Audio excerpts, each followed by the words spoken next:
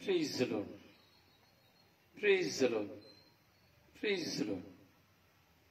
ಪಿತನಿಗೂ ಸುತನಿಗೂ ಮತ್ತು ಪವಿತ್ರ ಆತ್ಮರಿಗೂ ಮಹಿಮೆಯಾಗಲಿ. ಆದಿಯಲ್ಲಿದ್ದ ಹಾಗೆ ಈಗಲೂ ಯಾವಾಗಲೂ ಸದಾಕಾಲಕ್ಕೂ ಸ್ತೋತ್ರ ಉಂಟಾಗಲಿ. Praise the Lord. Praise the Lord. ಪ್ರಭು ಯೇಸುವಿನಲ್ಲಿ ನನ್ನ ಪ್ರಿಯ ಸಹೋದರ ಸಹೋದರಿಯರೇ, ದೇವರ ಮಕ್ಕಳೇ, ಪ್ರಭು ಯೇಸು ಕ್ರಿಸ್ತರ ಕೃಪಾಶೀರ್ವಾದವು, ಪ್ರೀತಿಯು, ಶಾಂತಿಯು, ಸಮಾಧಾನವು, ಅನ್ಯೋನ್ಯತೆಯು, ಐಕ್ಯತೆಯು, ಪವಿತ್ರಾತ್ಮರ ವರಪ್ರಸಾದವು ನಿಮ್ಮೆಲ್ಲರೊಡನೆ ಇರಲಿ. Praise the Lord. Praise the Lord. ಪ್ರಿಯರೇ, ಸುಂದರವಾದ ಸಮಯವಿದು. ಈ ಸುಂದರವಾದ ಸಮಯದಲ್ಲಿ ನಾವೆಲ್ಲರೂ ಒಂದಾಗಿ ಸೇರಿದ್ದೇವೆ. ದೇವರ ವಾಕ್ಯಕ್ಕೆ ಕಿವಿಗೊಡುವುದಕ್ಕಾಗಿ ನಾವೊಂದು ಸೇರಿದ್ದೇವೆ. ಪ್ರಿಯರೇ, ಇಲ್ಲಿ ನಾವು ಧ್ಯಾನಿಸುವಂತಹ ಪ್ರತಿಯೊಂದು ಧ್ಯಾನಗಳು ಸಹ ಪವಿತ್ರಾತ್ಮ ಪ್ರೇರಿತವಾದದ್ದು. ಪ್ರತಿದಿನದಲ್ಲಿಯೂ ದೇವರ ಆತ್ಮರು ವಾಕ್ಯವಾಗಿ ನಮ್ಮಲ್ಲಿ ಮಾತನಾಡುತ್ತಾರೆ. ಪ್ರತಿದಿನದಲ್ಲಿಯೂ ದೇವರ ಆತ್ಮರು ನಮ್ಮನ್ನ ಹೊಸ ಮಾರ್ಗದಲ್ಲಿ ನಡೆಯಲು ನಮಗೆ ಕಲಿಸುತ್ತಾರೆ. ಪ್ರತಿದಿನದಲ್ಲೂ ದೇವರ ಆತ್ಮರು ನಮ್ಮನ್ನು ಶುದ್ಧಗೊಳಿಸ್ತಾ ಇದ್ದಾರೆ ಈ ಸ್ವರ್ಗೀಯ ಬ್ಲೆಸ್ಸಿಂಗ್ ಟೈಮ್ ಮುಖಾಂತರವಾಗಿ. ದೇವರ ವಾಕ್ಯಕ್ಕೆ ನಾವು ಕಿವಿಗಳನ್ನು ತೆರೀತಾ ಇದ್ದೇವೆ. ಪ್ರತಿದಿನ ಈ 3.5 ಗಂಟೆಯ ಸಮಯಕ್ಕಾಗಿ ಕಾದು ಕುಳಿತು ದೇವರು ನನ್ನೊಡನೆ ಮಾತನಾಡುತ್ತಾರೆ. So God's talk with me. ದೇವರು ನನ್ನೊಡನೆ ಮಾತನಾಡುತ್ತಾರೆ ಎಂಬ ವಿಶ್ವಾಸದಲ್ಲಿ ನಾವು ಪ್ರತಿದಿನದಲ್ಲಿ ಈ ದೇವರ ವಾಕ್ಯವನ್ನು ಕೇಳಲಿಕ್ಕೆ ಈ ಸಮಯವನ್ನು ನಾವು ಇಟ್ಟುಕೊಂಡಿದ್ದೇವೆ. ಹೌದು ಪ್ರಿಯರೇ, ದೇವರ ವಾಕ್ಯ ಸಜೀವವಾದ ವಾಕ್ಯ. ದೇವರ ವಾಕ್ಯ ಅಮರ ವಾಕ್ಯ. ದೇವರ ವಾಕ್ಯ ಅತಿ ಶ್ರೇಷ್ಠವಾದ ವಾಕ್ಯ. ದೇವರ ವಾಕ್ಯಕ್ಕಾಗಿ ಆತುರಿಯುವಂತಹ ನಮ್ಮಲ್ಲಿ ಆಧ್ಯಾತ್ಮಿಕವಾದ ಒಂದು ಬುಗ್ಗೆ ಇದೆ. ಏನಿದೆ? ಆಧ್ಯಾತ್ಮಿಕವಾದ ಒಂದು ಬುಗ್ಗೆ ಇದೆ. ಈ ಆಧ್ಯಾತ್ಮಿಕವಾದ ಬುಗ್ಗಿಯೇ ಪವಿತ್ರಾತ್ಮರು. ಆಧ್ಯಾತ್ಮಿಕವಾದಂತಹ ಬುಗ್ಗಿಯೇ ಪವಿತ್ರಾತ್ಮರು. ಈ ಆಧ್ಯಾತ್ಮಿಕವಾದಂತಹ ಬುಗ್ಗಿಯಾಗಿರುವ ಪವಿತ್ರಾತ್ಮರು ನಮ್ಮಲ್ಲಿ ಇರುವಾಗ ಮಾತ್ರವೇ ನಾವು ದೇವರ ವಾಕ್ಯವನ್ನು ಆಲಿಸಲಾಗಲಿ, ಧ್ಯಾನಿಸಲಾಗಲಿ, ಪಾಲಿಸಲಾಗಲಿ ಸಾಧ್ಯವಾಗುವಂಥದ್ದು. ಇಲ್ಲಾಂದ್ರೆ ಸಾಧ್ಯವಾಗುವುದಿಲ್ಲ. ಒಂದು ವ್ಯಕ್ತಿ ದೇವರ ವಾಕ್ಯವನ್ನ ಕೇಳುತ್ತಾನೆ ಎಂಬುದಾದರೆ ಈ ದಿನದಲ್ಲಿ ದೇವರು ಮಾತನಾಡುತ್ತಾರೆ ಎಂಬುದಾಗಿ ಅರ್ಥ. ಆದಿಕಾಲದಲ್ಲಿ ದೇವರು ಪ್ರವಾದಿಗಳ ಮೂಲಕವಾಗಿ ಮಾತನಾಡುತ್ತಾ ಇದ್ರು. ಆದಿಕಾಲದಲ್ಲಿ ದೇವರು ಪ್ರೇಷಿತರ ಮೂಲಕವಾಗಿ ಮಾತನಾಡಿದರು. ವಿಶೇಷವಾಗಿ ನಾವು ನೋಡೋದಾದರೆ ಹಳೆಯ ಒಡಂಬಡಿಕೆಯನ್ನು ನಾವು ಧ್ಯಾನಿಸ್ತೇವೆ ಎಂಬುದಾದರೆ ಹಲವಾರು ವಿಧದಲ್ಲಿ ದೇವರು ಮಾತನಾಡಿದ್ದನ್ನು ನಾವು ನೋಡ್ತೇವೆ. ಆದರೆ ಇಂದಿನ ದಿನಗಳಲ್ಲಿ, ಈ ಕಾಲಗಳಲ್ಲಿ ದೇವರು ಮಾತನಾಡುವುದು ವಾಕ್ಯದ ಮೂಲಕವಾಗಿ, ಶಬ್ದದ ಮೂಲಕವಾಗಿ ಅಲ್ಲ. ಯಾವ ವ್ಯಕ್ತಿಯಲ್ಲಿಯೂ ಈ ಕಾಲದಲ್ಲಿ ದೇವರು ಶಬ್ದದ ಮೂಲಕವಾಗಿ ಮಾತನಾಡಲಿಲ್ಲ.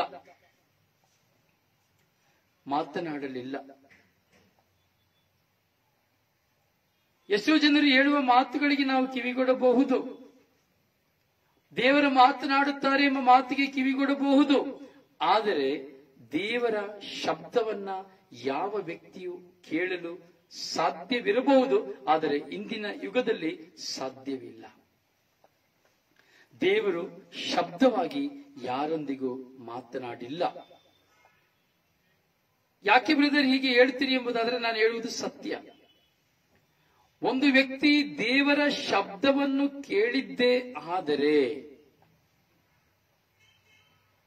ಆ ವ್ಯಕ್ತಿ ಈ ಕಾಲದಲ್ಲಿ ಒಂದು ಪಕ್ಷ ದೇವರ ಶಬ್ದವನ್ನು ನಾನು ನೀನು ಪ್ರಾರ್ಥಿಸುವಂತ ಎಂದ ಮೇಧಾವಿಯೋ ಗುರುವೇ ಯಾರೇ ಆಗಿರಲಿ ದೇವರ ಶಬ್ದವನ್ನು ಕೇಳಿದರು ಎಂಬುದು ಆದರೆ ಆ ವ್ಯಕ್ತಿ ಈ ಲೋಕದ ವ್ಯಕ್ತಿಯಾಗಿರಲಿಕ್ಕೆ ಸಾಧ್ಯವಿಲ್ಲ.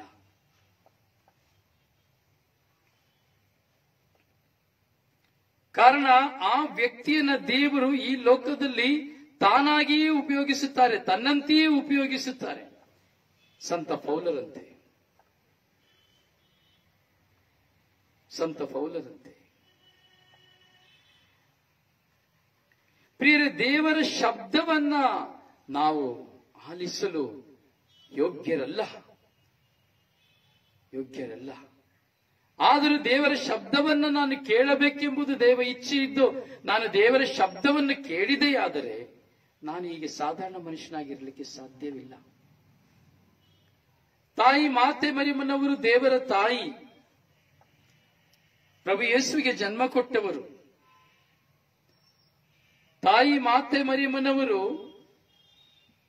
ತನ್ನ ಪ್ರಿಯ ಪುತ್ರರ ಗರ್ಭ ಧರಿಸಿದ ಬಳಿಕ ಮಾತ್ರವೇ ದೇವರ ಪುತ್ರನಾಗಿರೋ ತನ್ನ ಮಗನ ಶಬ್ದವನ್ನ ಕೇಳಿದರು. ಆದರೆ ಸಂಪೂರ್ಣ ದೇವ ಯೇಸು ಸ್ವಾಮಿ ಮನುಷ್ಯರಾಗಿದ್ದರು. ಆದರೆ ಅದಕ್ಕೆ ಮುಂಚಿತವಾಗಿ ಗಾಬ್ರಿಯಲ್ ದೂತರ ಶಬ್ದವನ್ನು ಮಾತ್ರ ಮಾತೆ ಮರಿಯಮ್ಮನವರು ಕೇಳಿದರು, ಬೇರೆ ಯಾರು ಕೇಳಲಿಲ್ಲ.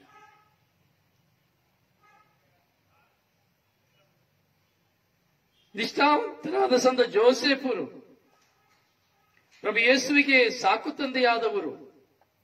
ಪ್ರಭು ಯೇಸುವಿನ ಮುನ್ನಡೆಸಲು ಕನಸಿನಲ್ಲಿ ದೇವದೂತರ ಶಬ್ದವನ್ನು ಮಾತ್ರ ಕೇಳಿದರು.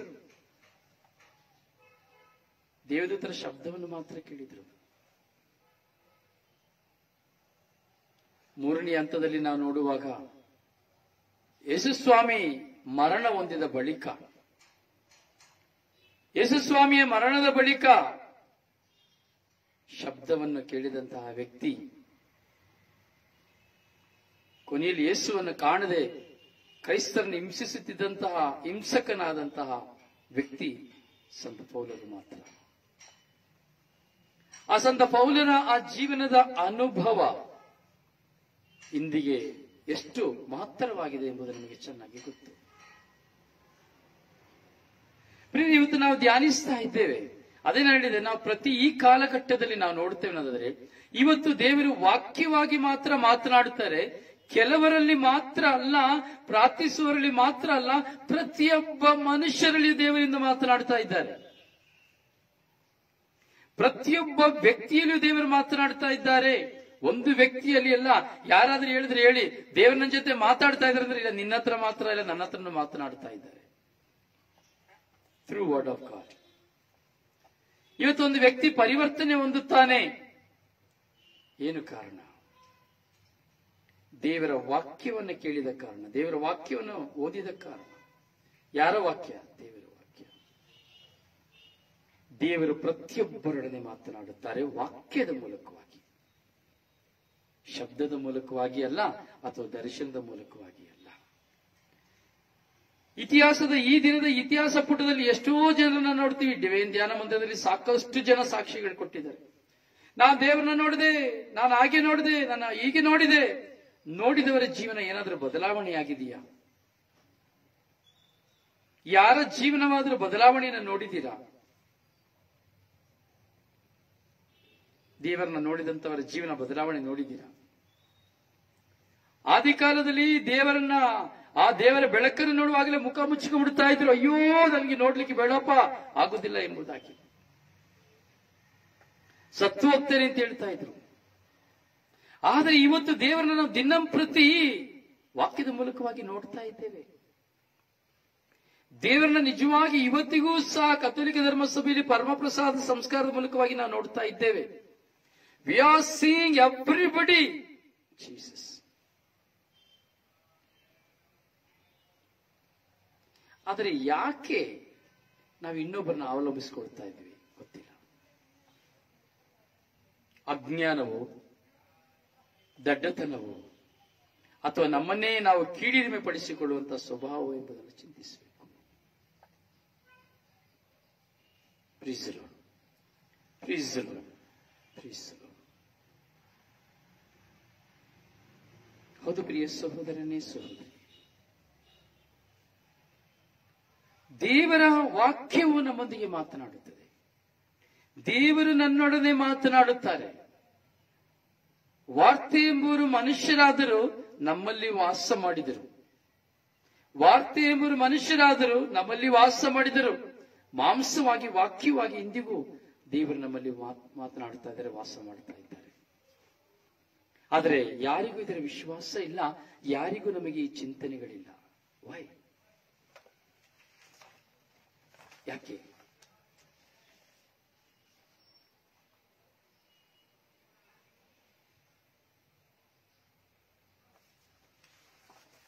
ಯಾಕೆ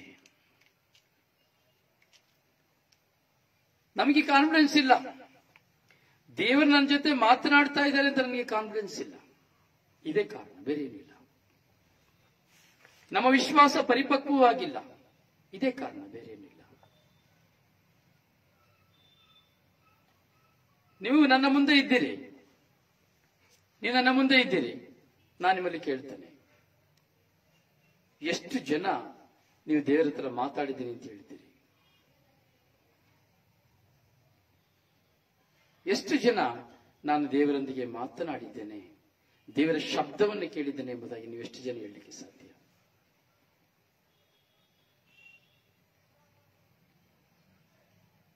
ಒಂದು ಪಕ್ಷ ನೀವು ದೇವರ ಶಬ್ದವನ್ನೇ ಕೇಳಿದ್ದೇನೆ, ದೇವರನ್ನ ನಾನು ನೋಡಿದ್ದೇನೆ ಎಂದು ಹೇಳುವುದಾದರೆ, ನಿಮ್ಮ ಜೀವನ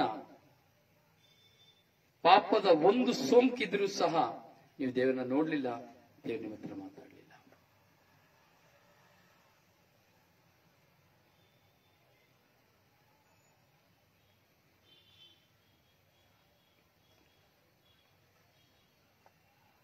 ಸುಮ್ಮನೆ ಹೇಳುವುದಷ್ಟೇ. ಆದರೆ ಈ ದಿನಗಳಲ್ಲಿ ದೇವರು ನಮ್ಮೊಟ್ಟಿಗೆ ಮಾತನಾಡ್ತಾ ಇದ್ದಾರೆ ವಾಕ್ಯದ ಮೂಲಕವಾಗಿ, ಥ್ರೂ ವರ್ಡ್ ಆಫ್ ಗಾಡ್.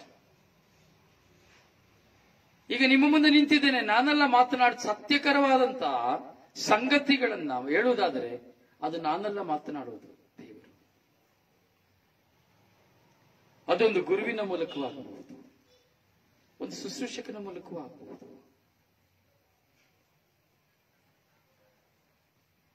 ಹೇಗೆ? ವಾಕ್ಯವನ್ನು ಕೇಳುವುದರ ಮೂಲಕವಾಗಿ ಹಾಗೂ ವಾಕ್ಯವನ್ನು ಪಠಿಸುವುದರ ಮೂಲಕವಾಗಿ, ವಾಕ್ಯವನ್ನು ಕೇಳುವುದರ ಮೂಲಕವಾಗಿ, ವಾಕ್ಯವನ್ನ ಪಠಿಸುವುದರ ಮೂಲಕವಾಗಿ ದೇವರನ್ನ ಕಾಣಬಹುದು. ಆದರೆ ಈ ಹೊಸ ಒಡಂಬಡಿಕೆಯಲ್ಲಿ ನಾನು ದೇವರನ್ನ ನೋಡ್ಲಿಕ್ಕೂ ಸಾಧ್ಯ, ದೇವರನ್ನ ಶಬ್ದವನ್ನ ಕೇಳಲಿಕ್ಕೂ ಸಾಧ್ಯ.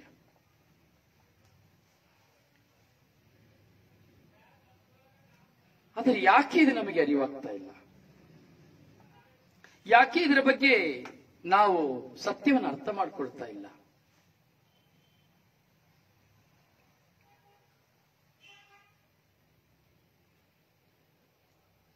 ಪ್ರಿಯರೇ, ನಾವು ಆಳಕ್ಕೆ ಸಮುದ್ರದ ಆಳ ನೋಡ್ತೀವಿ. ನಾನು ಸಮುದ್ರದ ಆಳದಲ್ಲಿ ಹೋಗುವಾಗ್ಲೇನೆ ಸಮುದ್ರ ಕೆಳಗೆ ಏನಿದೆ ಅಂತ ಗೊತ್ತಾಗೋದು, ಅಥವಾ ಒಂದು ನದಿಯ ಆಳದಲ್ಲಿ ಹೋದಾಗ್ಲೇ ನದಿಯ ಕೆಳಗೆ ಏನಿದೆ ಅಂತ ಗೊತ್ತಾಗೋದು, ಒಂದು ಬಾವಿಯ ಅಡಿಯಲ್ಲಿ ಹೋದ್ರನ್ನೇ ಬಾವಿಯ ಕೆಳಗೆ ಏನಿರೋದು ಅಂತ ಗೊತ್ತಾಗೋದು. ಅಲ್ಲದೆ ಗೊತ್ತಾಗೋದಿಲ್ಲ.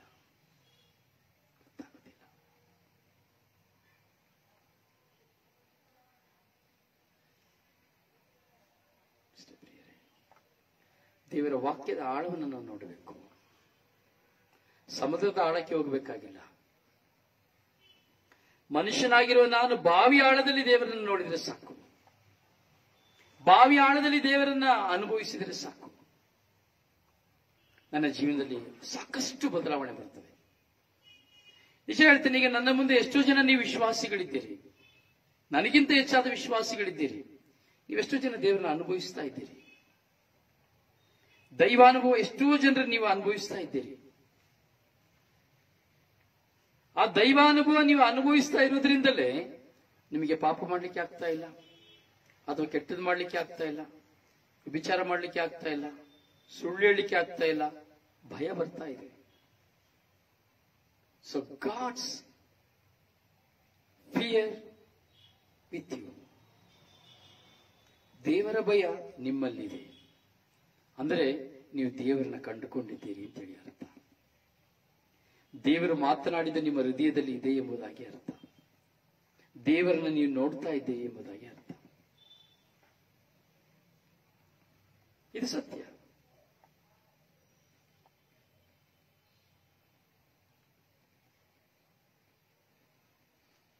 ನಿಮ್ಮನ್ನ ನೀವು ಕರೆಕ್ಟಾಗಿ ಅರ್ಥ ಮಾಡ್ಕೊಳ್ಬಹುದು. ನನಗೆ ಮಾಡುವ ತಪ್ಪು ನನಗೆ ಅರಿವಾಗ್ತಾ ಇದೆ ಅನ್ನೋದಾದ್ರೆ ನಾನು ದೇವರನ್ನ ನೋಡ್ಬಿಟ್ಟಿದ್ದೀನಿ, ದೇವರು ನನ್ನ ಹತ್ರ ಮಾತನಾಡಿ ಆಗಿದ್ದಾರೆ. ಎಸ್, ಆಲ್ರೆಡಿ ದೇವರು ನನ್ನಲ್ಲಿ ಮಾತನಾಡಿದ್ದಾರೆ, ನಾನು ದೇವರ ಶಬ್ದವನ್ನು ಕೇಳಿದ್ದೇನೆ.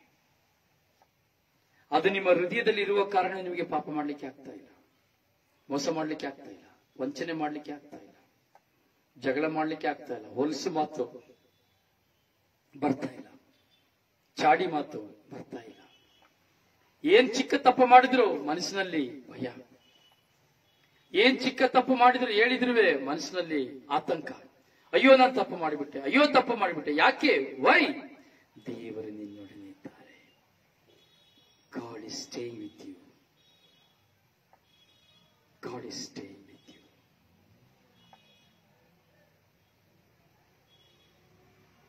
ದೇವರು ನನ್ನೊಡನಿದ್ದಾರೆ ಎಂಬುವಂತ ಮನವರಿಕೆ ಯಾವ ವ್ಯಕ್ತಿಯಲ್ಲಿ ಪ್ರಕಟವಾಗ್ತದೋ ಆ ವ್ಯಕ್ತಿಯು ದೇವರನ್ನ ಕಂಡುಕೊಳ್ತಾ ಇದ್ದಾನೆ ಎಂಬುದಾಗಿ ಅರ್ಥ.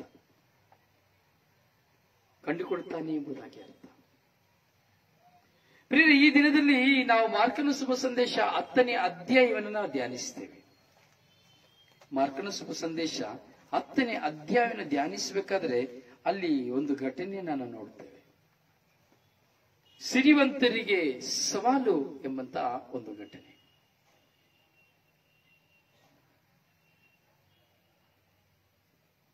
ಯೇಸು ಸ್ವಾಮಿ ಮಾರ್ಗದಲ್ಲಿ ನಡೆದು ಹೋಗ್ತಾ ಇರ್ತಾರೆ.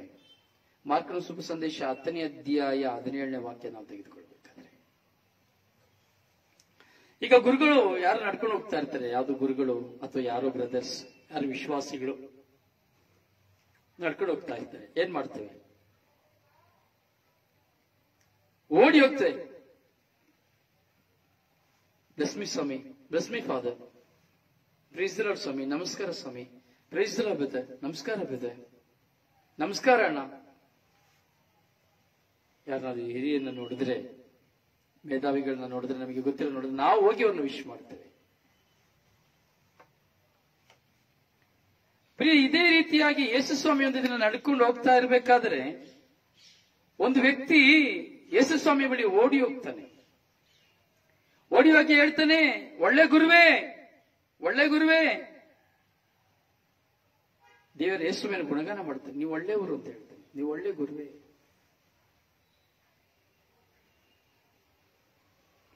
ನಾನು ಅಮರ ಜೀವನ ಪಡಿಬೇಕಾದ್ರೆ ನಾನು ಏನ್ ಮಾಡಬೇಕು?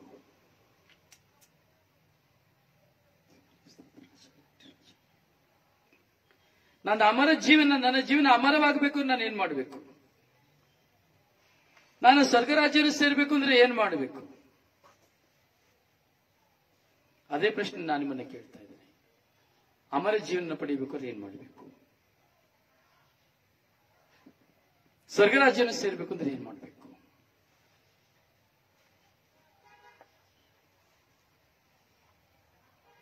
ಉತ್ತರ ನಿಮ್ಮದು. ಈಗ ಪ್ರಶ್ನೆ ನನ್ನದು.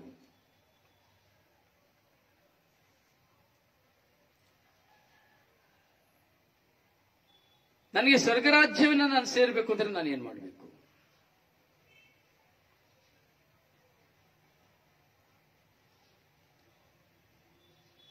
ದಯವಿಟ್ಟು ಉತ್ತರ ಕೊಡಿ. ತುಂಬಾ ಪುಟ್ಟ ಮಂದಿಯಾಗಿದ್ದೇವೆ. ಇತ್ತೀಚಿನ ದಿನಗಳಲ್ಲಿ ದೇವರ ವಾಕ್ಯವನ್ನು ಕೇಳಲಿಕ್ಕೆ ಜನರಿಗೆ ಬೇಡ. ಕಾರಣ ಏನ್ ಗೊತ್ತುಂಟ? ಕೊರೋನಾ ಹೋಗಿತ್ತು, ಸಾಯೋದಿಲ್ಲ ಅಂತ ಎಲ್ರಿಗೂ ಗೊತ್ತಾಗಿ ಹೋಯಿತು. ದೇವರು ದಂಡಿಸೋದಿಲ್ಲ ಅಂತ ಎಲ್ಲರ ಮನವರಿಕೆ ಆಗಿದೆ. ಅದರಿಂದ ಈಗ ಯಾರಿಗೂ ಭಯ ಇಲ್ಲ.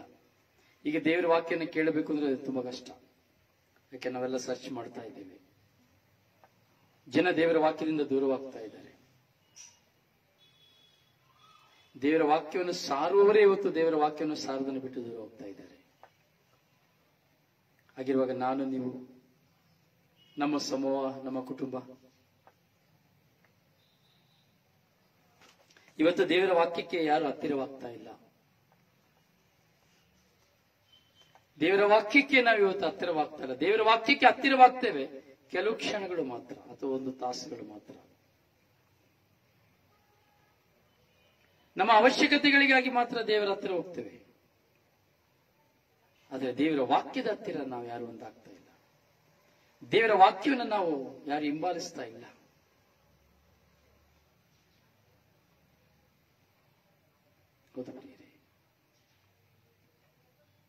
ಈಗ ನೋಡಿ, ನಾವು ಎಷ್ಟು ಜನ ದೇವರ ವಾಕ್ಯವನ್ನು ಕೇಳ್ತಾ ಇದ್ದೇವೆ, ಎಷ್ಟು ಜನ ನಾವು ಶೇರ್ ಮಾಡ್ತೇವೆ. ಉದಾಹರಣೆಗೆ ನಾನು ಸಾರ್ತಾ ಇದ್ದೇನೆ, ಅಥವಾ ನೀವೇ ಸಾರ್ತೀರಿ, ಅಥವಾ ಯಾರು ಸಾರ್ತಾರೆ, ನಾವು ಯಾರು ಶೇರ್ ಮಾಡ್ತಾ ಇದ್ದೇವೆ. ಈಗ ವಾಟ್ಸಪ್, ಫೇಸ್ಬುಕ್ ಅಲ್ಲಿ ನಾನು ಲೈವ್ ಮಾಡ್ತಾ ಇದ್ದೀನಿ, ಲೈವ್ ಕೊಡ್ತಾ ಇದ್ದೀನಿ, ಯೂಟ್ಯೂಬ್ ಅಲ್ಲಿ ಲೈವ್ ಕೊಡ್ತಾ ಇದ್ದೀನಿ. ನಾನು ಹೇಳ್ತೀನಿ, ದಯವಿಟ್ಟು ಎಲ್ಲರೂ ಶೇರ್ ಮಾಡಿ, ವರ್ಡ್ ಆಫ್ ಗಾಡ್ ನ ಶೇರ್ ಮಾಡಿ, ನಿಮ್ಮ ಫ್ರೆಂಡ್ಸ್ಗಳಿಗೆ, ನಿಮ್ಮ ಗ್ರೂಪ್ಗಳಿಗೆ ಶೇರ್ ಮಾಡಿ ಅಂತ ಹೇಳ್ತೇನೆ. ಸೊ ಮಾಡುದು ಬಿಡುದು ನಿಮಗೆ ಸೇರಿತು. ಆದ್ರೆ ನೀವು ಮಾಡ್ತೀರಾ ಇಲ್ವಾ ಅನ್ನೋದು ಸಹ ನಮಗೆ ಚೆನ್ನಾಗಿ ಗೊತ್ತಾಗ್ತದೆ. ಲೈವ್ ಅಲ್ಲೇ ಗೊತ್ತಾಗಿ, ಈಗ ನನಗೆ ಲೈವ್ ಅಲ್ಲೇ ಗೊತ್ತಾಗ್ಬಿಡ್ತದೆ ನೀವೆಷ್ಟು ಜನ ಶೇರ್ ಮಾಡ್ತಾ ಇದ್ದೀರಿ, ಎಷ್ಟು ಜನ ಒಬ್ಬರಿಗೆ ಶೇರ್ ಮಾಡಿದಿರಿ, ಎಷ್ಟು ಜನ ಒಂದು ಗ್ರೂಪ್ಗೆ ಶೇರ್ ಮಾಡಿದಿರಿ, ಎಷ್ಟು ಜನ ಹೆಚ್ಚು ಗ್ರೂಪ್ಗೆ ಶೇರ್ ಮಾಡಿದಿರಿ ಅಂತ ಚೆನ್ನಾಗಿ ಗೊತ್ತಾಗ್ಬಿಡ್ತದೆ. ನನ್ನ ಫೇಸ್ಬುಕ್, ನನ್ನ ಗ್ರೂಪ್ ಅಲ್ಲಿ ಚೆನ್ನಾಗಿ ಗೊತ್ತಾಗ್ಬಿಡ್ತದೆ.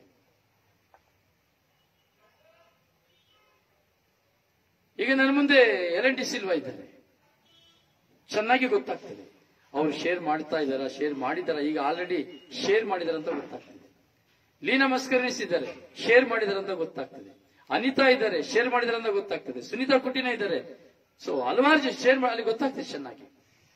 ಒಂದು ಗ್ರೂಪ್ಗೆ ಶೇರ್ ಮಾಡಿದ್ರೆ ಅಲ್ಲಿ ಒಂದು ಮೆಸೇಜ್ ಬರ್ತದೆ, ಹೆಚ್ಚು ಗ್ರೂಪ್ಗೆ ಶೇರ್ ಮಾಡಿದ್ರೆ ಅದಕ್ಕೆ ಇನ್ನೊಂದು ರೀತಿಯಾದ ಮೆಸೇಜ್ ನನಗೆ ಬರ್ತದೆ. ಇಷ್ಟು ಜನ ಇವರು ಶೇರ್ ಅಂತ ಬರ್ತದೆ, ಶೇರರ್ ಅಂತ ಬರ್ತದೆ. ತುಂಬಾ ಜನಕ್ಕೆ ಶೇರ್ ಮಾಡಬೇಕಾದ್ರೆ ಸೊ ಶೇರರ್ ಪ್ಲಸ್ ಅಂತ ಬರ್ತದೆ. ನಾನು ಹೇಳ್ಬೋದು ಅಷ್ಟೇ, ಶೇರ್ ಮಾಡಿ ಅಂತ ಹೇಳಿ, ಆದ್ರೆ ಶೇರ್ ಮಾಡೋದು ಅವರವರಿಗೆ ಸೇರಿದಲ್ವೇ? ಕಾರಣ ನಾನು ದೇವರ ವಾಕ್ಯವನ್ನ ನಾನು ಶೇರ್ ಮಾಡ್ತೀನಿ ಅಂದ್ರೆ, ಮತ್ತೊಬ್ಬರಿಗೆ ಶೇರ್ ಮಾಡ್ತೀನಿ ಅಂದ್ರೆ ಅದು ನನ್ನಿಂದ ಸಾಧ್ಯವಿಲ್ಲ, ದೇವರದಿಂದ ಮಾತ್ರ, ದೇವರ ಕೃಪೆ ಇದ್ರೆ ಮಾತ್ರ ಸಾಧ್ಯ. ನೀವು ಒಂದು ವಾಕ್ಯವನ್ನ ಶೇರ್ ಮಾಡ್ತೀರಿ ಅಂದ್ರೆ ಅದು ಶುಭ ಸಂದೇಶ ಕಾರ್ಯ, ಶುಭ ಸಂದೇಶ ಕಾರ್ಯ. ನೋಡಿ, ಕೆಲವು ಸಾರಿ ನೋಡ್ತೀವಿ, ಕೆಲವು ಬರೀ ಪ್ರಾರ್ಥನೆಗಳನ್ನ ಮಾತ್ರ ಶೇರ್ ಮಾಡ್ತಾರೆ, ವರ್ಡ್ ಆಫ್ ಗಾಡ್ ನ ಶೇರ್ ಮಾಡೋದಿಲ್ಲ.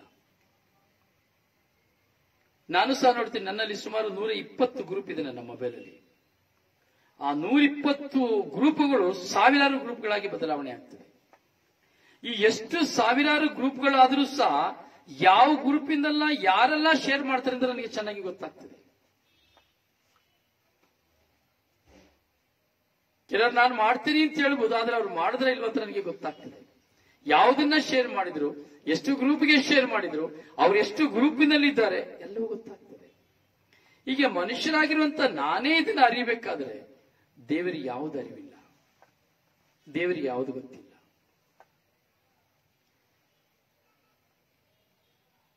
ನಾನು ಅಮರ ಜೀವನ ಪಡೆಯಬೇಕಾದ್ರೆ ನಾನು ಏನು ಮಾಡಬೇಕು?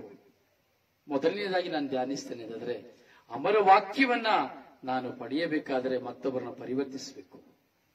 ನನ್ನ ಪರಿವರ್ತನೆಯೊಂದಿಗೆ ನಾನು ಪರರನ್ನ ಪರಿವರ್ತಿಸಬೇಕು. ಎಷ್ಟು ಜನ?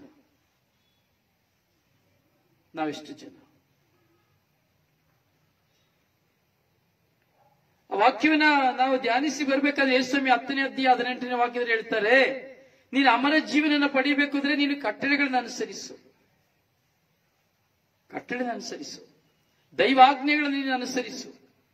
ಕೊಲೆ ಮಾಡಬೇಡ, ವ್ಯಭಿಚಾರ ಮಾಡಬೇಡ, ಕದಿಬೇಡ, ಸುಳ್ಳೇಳಬೇಡ, ಮೋಸ ಮಾಡಬೇಡ, ತಂದೆ ತಾಯಿನ ಗೌರವಿಸು ಎಂಬುದಾಗಿ ಯೇಸು ಹೇಳ್ತಾರೆ.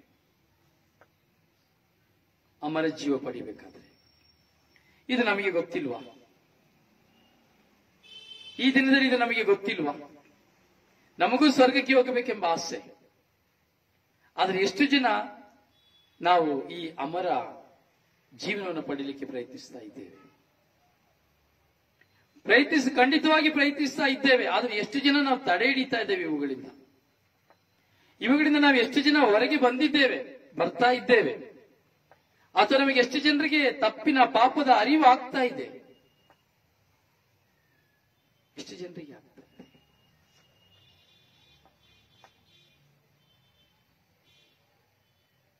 ಇವತ್ತು ನಾನು ಸಹ ಅಮರ ಜೀವಕ್ಕೆ ಬಾಧ್ಯಸ್ಥನು ಎಂಬುದು ನಮ್ಮೆಲ್ಲರಿಗೂ ಗೊತ್ತು. ಆದ್ರೆ ನಾವು ಎಷ್ಟು ಜನ ಈ ಅಮರ ಜೀವಕ್ಕಾಗಿ ನಾವು ಜೀವಿಸ್ತಾ ಇದ್ದೇವೆ? ಎಷ್ಟು ಜನ ನಾವು ಈ ಅಮರ ಜೀವನವನ್ನು ಕುರಿತು ಮಾತನಾಡ್ತಾ ಇದ್ದೇವೆ? ಎಷ್ಟು ಜನ ಈ ಅಮರ ಜೀವನವನ್ನು ನಾವು ಅನುಭವಿಸ್ತಾ ಇದ್ದೇವೆ? ವಾಕ್ಯ ಹೇಳ್ತದೆ, ದೇವರು ಹೇಳ್ತಾ ಇದ್ದಾರೆ, ಯೇಸು ಸ್ವಾಮಿ ಹೇಳ್ತಾ ಇದ್ದಾರೆ, ಕಟ್ಟಳೆನ ಅನುಸರಿಸು, ಸುಳ್ಳು ಹೇಳ್ಬೇಡ ಅಂತ.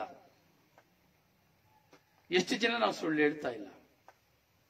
ಚಿಕ್ಕದಾಗಬಹುದು, ದೊಡ್ಡದಾಗಬಹುದು, ತಮಾಷೆ ಆಗಬಹುದು, ಸೀರಿಯಸ್ ಆಗಬಹುದು. ಎಷ್ಟು ಜನ ನಾವು ಸುಳ್ಳು ಹೇಳ್ತಾ ಇಲ್ಲ? ಸಾಲಗಾರಕ್ಕಾಗಿರ್ಬೋದು, ಅಥವಾ ಯಾರೋ ಒಂದು ವಿಷಯ ನೀವು ಹೇಳಿ ಅಂತ ಹೇಳಿದ್ರು ಹೇಳಲಿಲ್ಲ, ಹೋಗಿ ಅಂದ್ರು ಹೋಗ್ಲಿಲ್ಲ, ಮಾಡಿ ಅಂದ್ರು ಮಾಡಿಲ್ಲ. ಎಷ್ಟು ಜನ ಸುಳ್ಳು ಹೇಳ್ತಾ ಇದ್ದೇವೆ? ಸುಳ್ಳು ಸುಳ್ಳೆ. 10 ರೂಪಾಯಿ ಕೊಟ್ಟರು ಕಳ್ಳ, 10 ಪೈಸೆ ಕದಿರು ಕಳ್ಳ, 10 ರೂಪಾಯಿ ಕದಿರು ಕಳ್ಳ. ಎಷ್ಟು ಜನ ನಾವು ಸುಳ್ಳು ಹೇಳ್ತಾ ಇಲ್ಲ? ಯೇಸು ಹೇಳ್ತಾ ಇದ್ದಾರೆ, ವ್ಯಭಿಚಾರ ಮಾಡಬೇಡ ಎಂಬುದಾಗಿ ಹೇಳ್ತಾ ಇದ್ದಾರೆ. ಎಷ್ಟು ಜನ ನಾವು ವ್ಯಭಿಚಾರ ಮಾಡ್ತಾ ಇಲ್ಲ? ಅದೇ ಯೇಸು ಹೇಳ್ತಾರೆ, ನಿನ್ನ ಯಾವ ಸ್ತ್ರೀ ಪುರುಷನನ್ನ ನಿನ್ನ ಕಣ್ಣಿನಿಂದ ನೋಡಿ ನೀನು ಮೋಹಿಸಿದೆಯೋ ಅದೇ ಕ್ಷಣ ನೀನು ವ್ಯಭಿಚಾರ ಮಾಡಿದಂತಾಯಿತು. ಎಷ್ಟು ಜನ ನಾವು ವ್ಯಭಿಚಾರ ಮಾಡ್ತಾ ಇಲ್ಲ? ಯೇಸು ಹೇಳ್ತಾರೆ, ಕೊಲೆ ಮಾಡಬೇಡ. ಎಷ್ಟು ಜನರನ್ನು ನಾವು ಕೊಲೆ ಮಾಡ್ತಾ ಇದ್ದೀವಿ ನಮ್ಮ ಮಾತಿನಿಂದ, ನಮ್ಮ ಸ್ವಭಾವದಿಂದ, ನಮ್ಮ ಸ್ವಾರ್ಥದಿಂದ, ನಮ್ಮ ಕೆಟ್ಟತನದಿಂದ. ಎಷ್ಟು ಕುಟುಂಬಗಳನ್ನ ಒಡೆದಾಗ್ತಾ ಇದ್ದೇವೆ, ಎಷ್ಟು ಮಕ್ಕಳನ್ನ ಅಬಾರ್ಷನ್ ಮಾಡ್ತಾ ಇದ್ದೇವೆ, ಎಷ್ಟು ಜನ ಕೊಲೆ ಮಾಡ್ತಾ ಇಲ್ಲ? ಯಾರಾದ್ರೂ ಇದ್ದೇವೆ?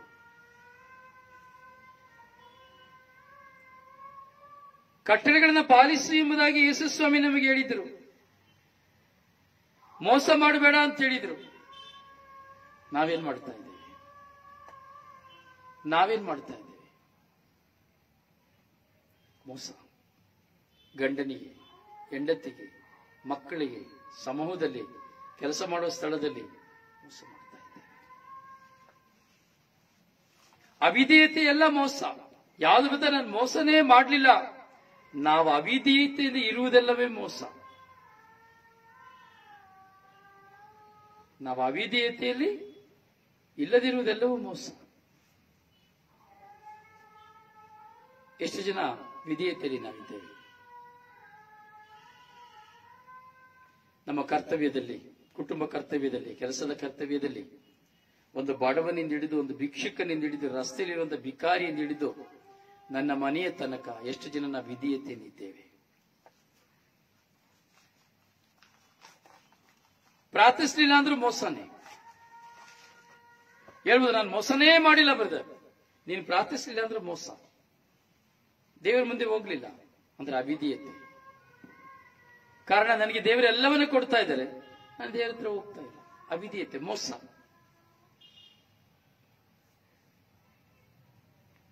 ಮೋಸ. ತಂದೆ ತಾಯಿಗಳನ್ನ ಗೌರವಿಸುವಂತೆ ಸ್ವಾಮಿ ಹೇಳ್ತಾ ಇದ್ದಾರೆ. ಅಮರ ಜೀವನ ಪಡಿಬೇಕಾದ್ರೆ ಎಷ್ಟು ಜನ ತಂದೆ ತಾಯಿನ ಗೌರವಿಸ್ತಾ ಇದ್ದಾರೆ? ಎಷ್ಟು ಜನ ತಂದೆ ತಾಯಿನ ಗೌರವಿಸಿದ? ಊಟ ಕೊಟ್ರೆ ಗೌರವಿಸಿದ್ರ? ಊಟ ಕೊಟ್ಬಿಟ್ರೆ ಗೌರವಿಸ್ತು ಅಂತ ಅರ್ಥನಾ? ಅಪ್ಪ ಅಮ್ಮ ಅಂತ ಕರೆದ್ರೆ ಗೌರವಿಸ್ಬಿಟ್ಟು ಅಂತ ಅರ್ಥನಾ? ತಂದೆ ತಾಯಿಯ ಶುಶ್ರೂಷೆ, ತಂದೆ ತಾಯಿ ಏನು ಹೇಳಿದ್ರು ನಾವು ಅವರಿಗೆ ವಿಧೇಯರಾಗಿ ನಡೆಯುವಂಥದ್ದು, ಅವರಿಗೆ ಎದುತ್ತರವನ್ನು ಕೊಡದೇ ಇರುವಂಥದ್ದು. ಅವರಿಗೆ ಎದುತ್ತರವನ್ನು ಕೊಡುವುದಾದ್ರೂ ನಾನು ತಂದೆ ತಾಯಿನ ಗೌರವಿಸಲಿಲ್ಲ ಅಂತೇಳಿ ಅರ್ಥ. ಬಾಯಿ ಮುಚ್ಚು, ತಂದೆ ತಾಯಿನ ಗೌರವಿಸಲಿಲ್ಲ. ನನಗೆಲ್ಲಾ ಗೊತ್ತು, ನಿನ್ಗೇನು ಗೊತ್ತು? ತಂದೆ ತಾಯಿನ ಗೌರವಿಸಲಿಲ್ಲ.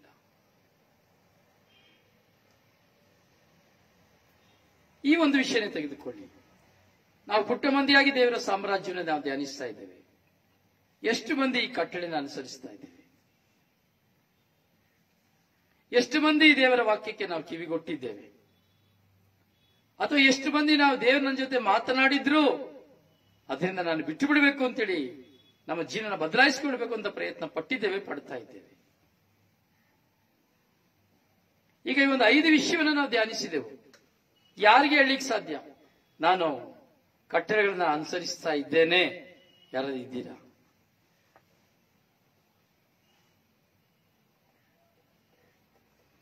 5 ವಿಷಯವನ್ನು ನಾವು ಧ್ಯಾನಿಸಿದೆವು.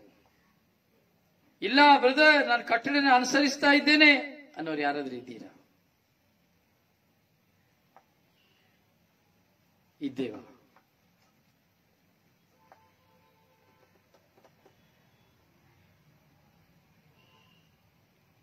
ಪ್ರಿಯರೇ, ಪ್ರತಿಯೊಬ್ಬರಿಗೂ ಸ್ವರ್ಗರಾಜ್ಯ ಸೇರ್ಬೇಕು ಅಂತ ಆಸೆ, ಒಳ್ಳೆಯ ಮಕ್ಕಳಾಗಿರ್ಬೇಕು ಅಂತ ಆಸೆ, ಅಥವಾ ಶುಭ ಸಂದೇಶ ಸಾರಬೇಕು ಅಂತ ಆಸೆ, ಸೊ ಯಾವುದೋ ಒಂದು ಉನ್ನತ ಮಟ್ಟದಲ್ಲಿ ದೇವರೊಂದಿಗೆ ನಾನು ಜೀವಿಸಬೇಕು ಅನ್ನೋ ಆಸೆ ಪ್ರತಿಯೊಬ್ಬರಲ್ಲಿ ವಿಶ್ವಾಸಿಗಳಲ್ಲಿ ಬರೋದು ಸಹಜ.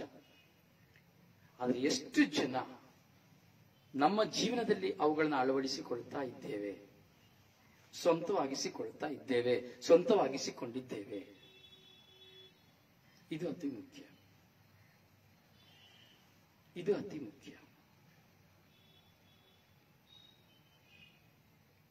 ಯಾರಾದ್ರೂ ಹೇಳಲಿಕ್ಕೆ ಉಂಟಾ? ನಾನು ಈ ಅಮರ ಜೀವಕ್ಕೆ ಹೋಗ್ಲಿಕ್ಕೆ ನಾನು ಸಿದ್ಧನಾಗಿದೆ ಅಂತ ಎಷ್ಟು ಜನ ಹೇಳ್ತೀರಿ?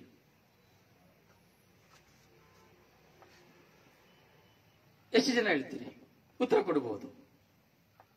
ಯಾಕೆಂದ್ರೆ ನಾವೆಲ್ಲ ಮುಖಾಮುಖಿಯಾಗಿ ಧ್ಯಾನವನ್ನು ಕೇಳುವರು, ಮಾತನಾಡಿ ದೇವರ ವಾಕ್ಯವನ್ನು ಧ್ಯಾನಿಸ್ತಾ ಇರೋರು, ಅದರಲ್ಲೂ ಪ್ರತಿದಿನ ಸಂಧಿಸ್ತಾ ಇರೋರು. ಕೆಲವರು ವರ್ಷಕ್ಕೆ 3 ದಿನ ಧ್ಯಾನಕ್ಕೆ ಹೋಗಿ ಬರ್ತಾರೆ. 3 ದಿನಕ್ಕೆ ಧ್ಯಾನಕ್ಕೆ ಹೋಗಿ ಬೆಳಗ್ಗೆ ದಿನ ಸಂಜೆ ಮರೆತು ಬಿಡ್ತಾರೆ, ಸಂಜೆ ದಿನ ರಾತ್ರಿ ಮರೆತು ಬಿಡ್ತಾರೆ.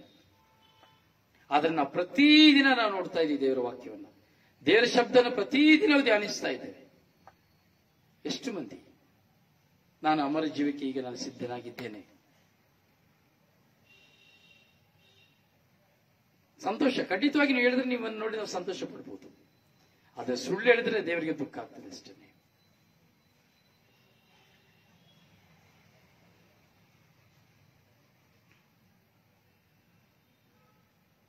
Praise the Lord. ಹೇಳಿ ಅಲ್ಲ. ನೋಡಿ, ಆ ಒಂದು ವ್ಯಕ್ತಿ ಯೇಸು ಸ್ವಾಮಿಯಲ್ಲಿ ಬಂದು ಕೇಳಿದ, ಸ್ವಾಮಿ ನನ್ನ ಅಮರ ಜೀವನ ಹೊಂದಬೇಕಾದ್ರೆ ನಾನು ಏನು ಮಾಡಬೇಕು?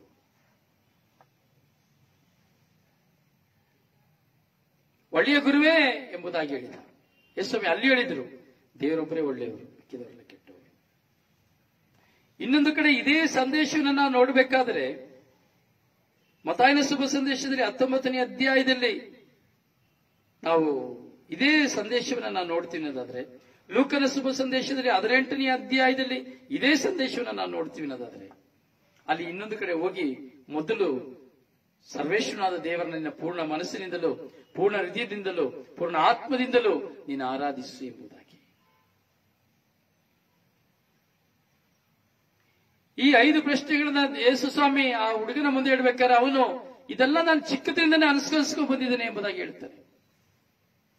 ಯಾಕಂದ್ರೆ ಅವನು ಧರ್ಮಶಾಸ್ತ್ರವನ್ನು ಅರಿತಿದ್ದ. ಆ ಹುಡುಗ, ಆ ವ್ಯಕ್ತಿ ಧರ್ಮಶಾಸ್ತ್ರನೆಲ್ಲ ಪಠಿಸಿದ್ದ. ಅವನಿಗೆ ಕಾಳಜಿ ಇತ್ತು. ಎಷ್ಟೋ ಜನ ನೋಡಿ, ಎಷ್ಟೋ ಧ್ಯಾನಕ್ಕೆ ಹೋಗಿ ಬಂದಿರ್ತೇವಲ್ಲ, ಅಯ್ಯೋ ನಾನು ತುಂಬಾ ಒಳ್ಳೆಯವಳಪ್ಪ, ಇಲ್ಲ ನಾನು ತುಂಬಾ ಒಳ್ಳೆಯವನಪ್ಪ, ತುಂಬಾ ಜನ ಹೇಳ್ಕೊಳ್ತಾರೆ ತಮ್ಮ ಬಗ್ಗೆ. ತುಂಬಾ ಅನುಭವನ ಕುರಿತು ಕೆಲವರು ಎಷ್ಟು ಜನ ಹೇಳ್ಕೊಳ್ತಾರೆ, ತಮ್ಮ ಅನುಭವಗಳನ್ನ ಹಲವಾರು ರೀತಿಯಲ್ಲಿ ಹೇಳ್ಕೊಳ್ತಾರೆ. ಹಾಗೆ ಇಲ್ಲಿ ಈ ವ್ಯಕ್ತಿ ಹೇಳ್ತಾನೆ, ನನಗಿದು ಬಾಲ್ಯದಿಂದಲೇ ನನಗೆ ಗೊತ್ತು ಗುರುದೇವ, ನಾನು ಬಾಲ್ಯದಿಂದಲೇ ಇವೆಲ್ಲವನ್ನು ಅನುಸರಿಸಿಕೊಂಡು ಬಂದಿದ್ದೇನೆ ಎಂಬುದಾಗಿ ಹೇಳ್ತಾನೆ. ನಾವು ಸಹ ಕ್ರೈಸ್ತರಾಗಿದ್ದೇವೆ, ವಿಶ್ವಾಸಿಗಳಾಗಿದ್ದೇವೆ. ಹಾಗಾದ್ರೆ ನಾವು ಅನುಸರಿಸಿ ಬಂದಿದ್ದೇವ? ನಾವೆಲ್ಲ ಕೇಳಿ ಬಂದಿದ್ದೇವೆ, ಇನ್ನು ಅನುಸರಿಸಿ ಬಂದಿಲ್ಲ. ನಾವೆಲ್ಲ ಕೇಳಿ ಬಂದಿದ್ದೇವೆ, ಅನುಸರಿಸಿ ಬಂದಿಲ್ಲ.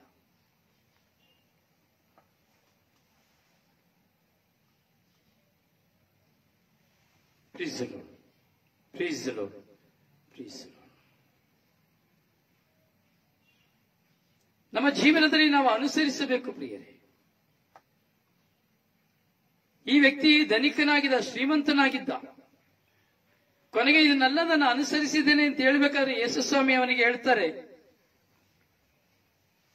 ಮಾರ್ಕನ ಶುಭ ಸಂದೇಶ 10ನೇ ಅಧ್ಯಾಯ 21ನೇ ವಾಕ್ಯದಲ್ಲಿ ಹೇಳ್ತಾರೆ, ಓಕೆ ನೀನು ಇದರೆಲ್ಲ ಅನುಸರಿಸಿ ಬಂದಿದೆಯಲ್ಲ, ದೇವರನ್ನ ಆರಾಧಿಸ್ತಾ ಇದೆಯಲ್ಲ, ಯಾಕೆ ಧರ್ಮಶಾಸ್ತ್ರ ಎಲ್ಲವನ್ನ ಅರ್ತಿದ್ದ. ಓಕೆ, ಒಂದ್ ಕೆಲಸ ಮಾಡು, ಹೋಗು. ಇನ್ನು ನೀನು ಅಮರ ಜೀವನ ಕನ್ಫರ್ಮ್ ಆಗ್ಬೇಕು ಅಂದ್ರೆ, ನಾನು ಸ್ವರ್ಗರಾಜ್ಯಕ್ಕೆ ಹೋಗ್ತೀನಿ ಅನ್ನೋದು ಕನ್ಫರ್ಮ್ ಆಗ್ಬೇಕು, ನೀನು ಸ್ವರ್ಗರಾಜ್ಯಕ್ಕೆ ಹೋಗ್ಬೇಕು, ನೀನು ಹೋಗ್ತೀಯಾ ಅನ್ನೋದಾದ್ರೆ ಯೇಸುಸ್ವಾಮಿ ಕೊನೆಯದಾಗಿ ಒಂದು ಮಾತನ್ನ ಹೇಳ್ತಾರೆ, ಹೋಗು, ನಿನ್ನ ಆಸ್ತಿ ಪಾಸ್ತಿಯನ್ನೆಲ್ಲ ಮಾರಿ ಬಡಬಗರಿಗೆ ಹಂಚು. ನಿನ್ನ ಆಸ್ತಿ ಅಂತಸ್ತನ್ನೆಲ್ಲ ಮಾರಿ ಬಡಬಗರಿಗೆ ಹಂಚು.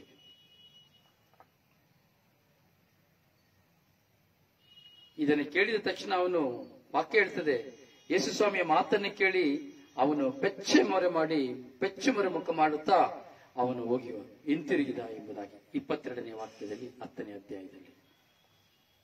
ಇವತ್ತು ಎಷ್ಟು ಜನ ನಿಮ್ಮ ಆಸ್ತಿಯನ್ನ ಮಾರಿ ಬಡಬಗ್ಗರಿಗೆ ಹಂಚಲಿಕ್ಕೆ ಸಿದ್ಧರಾಗಿದ್ದೀರಿ?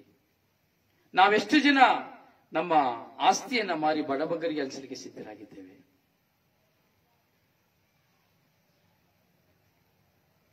ಎಷ್ಟು ಜನ?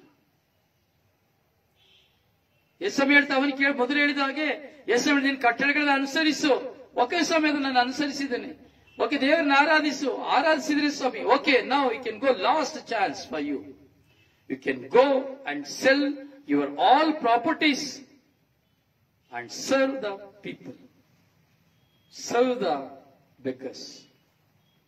ನಿನ್ನ ಆಸ್ತಿ ಪಾಸ್ತಿಯನ್ನೆಲ್ಲ ಮಾರಿ ಬಡಬಗರಿಗೆ ಹಂಚಿಬಿಡು. ಯಾಕೆ ಯೇಸು ಸ್ವಾಮಿ ಮಾತನ್ನು ಹೇಳಿದ್ರು ಅಂದ್ರೆ, ಸತ್ತಾಗ ನಾವೇನು ಕೊಂಡು ಹೋಗೋದಿಲ್ಲ, ಸತ್ತಾಗ ಇಲ್ಲೇ ಬಿಟ್ಟು ಹೋಗ್ಬೇಕೆಲ್ಲ. ಅದಕ್ಕೆ ನೀನು ಸಾಯುವಾಗ ಎಲ್ಲ ಪೇಚಾಡಿನ ಎಲ್ಲ ಇಟ್ಕೊಂಡಿದ್ಯಾ, ಸಾಯುವಾಗ ಏನೇ ಎತ್ಕೊಂಡು ಹೋಗ್ಲಿಕ್ಕಾಗದು. ಅದರಿಂದ ನೀನು ಅಮರ ಜೀವನ ಅಂದ್ರೆ ಅವನಿಗೆ ಒಂದು ಅಮರ ಜೀವ ಪ್ರಾಪ್ತವಾಗಿತ್ತು. ಒಂದು ಪಕ್ಷ ಅವನು ತನ್ನ ಯೇಸು ಸ್ವಾಮಿ ಹೇಳಿದಂತ ಈ ಮಾತನ್ನು ಅವನು ಅನುಸರಿಸ್ತಾನೆ ಎಂಬುದಾದ್ರೆ ಖಂಡಿತವಾಗಿ ಆ ಕ್ಷಣ ಅವನ ಆಸ್ತಿ ಪಾಸ್ತಿಯನ್ನು ಮಾರಿದ್ರೆ ಸ್ವರ್ಗರಾಜ್ಯಕ್ಕೆ ಹೋಗ್ಬಿಡ್ತಾ ಇದ್ದ. ಈಗ ಹೇಳಿ, ಎಷ್ಟು ಜನರಿಗೆ ಸ್ವರ್ಗಕ್ಕೆ ಹೋಗಲಿಕ್ಕೆ ಸಾಧ್ಯ, ಇಷ್ಟ?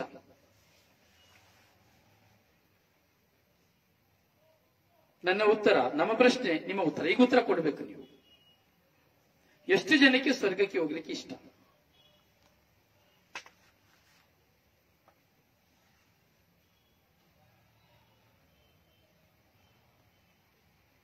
ಈಗ ನಾನೇ ಯೇಸು ಸ್ವಾಮಿ ಅಂತ ತಿಳ್ಕೊಳ್ಳಿ. ಈಗ ನೀವೇ ನನ್ನ ಹತ್ರ ಪ್ರಶ್ನೆ ಕೇಳಿದ್ರಿ, ಸ್ವಾಮಿ ಬ್ರದರ್, ನಾನು ಸ್ವರ್ಗರಾಜ್ಯಕ್ಕೆ ಹೋಗ್ಬೇಕಾದ್ರೆ ಏನ್ ಮಾಡಬೇಕು ಬ್ರದರ್? 2 ವಿಧದಲ್ಲಿ ಹೇಳಿದೆ. ಈಗ ನಾನೇ ಕೇಳ್ತಾ ಇದ್ದೇನೆ, ನಿಮಗೆ ಎಷ್ಟು ಜನಕ್ಕೆ ಸ್ವರ್ಗರಾಜ್ಯಕ್ಕೆ ಹೋಗ್ಲಿಕ್ಕೆ ಇಷ್ಟ?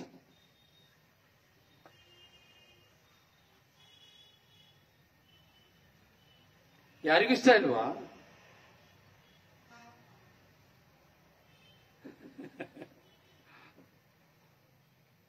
ಯಾರಿಗೂ ಇಷ್ಟ ಇಲ್ವಾ?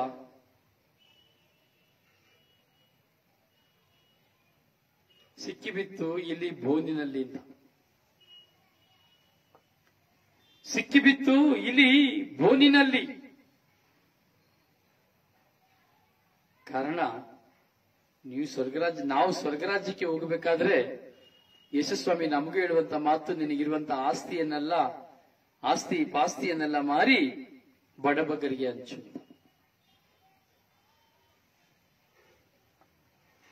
ಎಷ್ಟು ಜನ ಸಿದ್ಧರಾಗಿದ್ದೇವೆ? ಆಸ್ತಿ ಅಂದ್ರೆ ಮನೇನು ಸೇರಿ,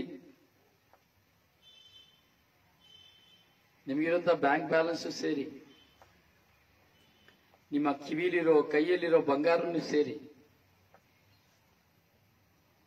ಅಯ್ಯೋ ಇಲ್ಲಪ್ಪ, ನನಗೆ ಮಗಳಿದ್ದಾಳೆ, ಮದುವೆ ಮಾಡಬೇಕು.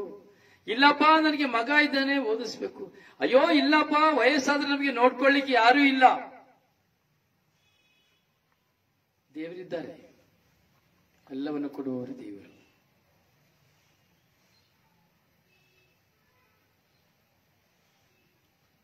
ಯಾರ್ದು ಉತ್ತರ ಬರಲಿಲ್ಲ ಅಂದ್ರೆ ಯಾರಿಗೂ ಸ್ವರ್ಗರಾಜ್ಯಕ್ಕೆ ಹೋಗ್ಲಿಕ್ಕೆ ಇಷ್ಟ ಇಲ್ಲ. ಕಾರಣ, ಇರುವ ಆಸ್ತಿ ಪಾಸ್ತಿನ ಮಾರಕ ಆಗುವುದಿಲ್ಲ. ಇದೇ ಹೇಳಿದ ದೇವರ ವಾಕ್ಯ. ಎಷ್ಟು ಪ್ರಬಲವಾದದ್ದು, ನಮ್ಮ ಹೃದಯದ ಮೇಲೆ ಎಷ್ಟು ಪರಿಣಾಮ ಬೀರುತ್ತದೆ ದೇವರ ವಾಕ್ಯ ಎಂದೇಳುವುದು ಇದಕ್ಕಾಗಿ. ಇಲ್ಲಿ ಸೋತು ಹೋಗ್ತೇವೆ. ಎಷ್ಟು ಕೋಟಿಗಟ್ಟಲೆ ಹಣ ಇರುವವನು ಸಹ ಇಲ್ಲಿ ಸೋತು ಹೋಗುತ್ತಾನೆ. ಮಾರಿಬಿಡು ಎಂದರೆ ಯಾರಿಗೂ ಮಾರಲಾಗುವುದಿಲ್ಲ, ಮಾರಲ ಸಾಧ್ಯ. ಯಾಕೆಂದ್ರೆ ನನ್ನದು ನನಗೆ ಬೇಕು, ನನ್ನದು ನನಗೆ ಬೇಕು.